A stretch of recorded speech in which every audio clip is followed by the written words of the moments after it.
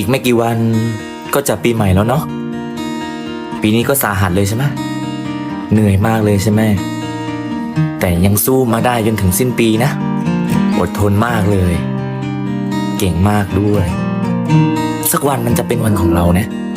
วันนี้อาจจะแย่มากอาจจะเหนื่อยมากและอาจจะหนักมากแต่เรายังสู้ใช่ไหมเรายังสู้อยู่ใช่ไหมเก่งมากเลยรู้ไหมหวังว่าปีหน้าคงจะเป็นวันที่ดีของเราบ้างเนาะ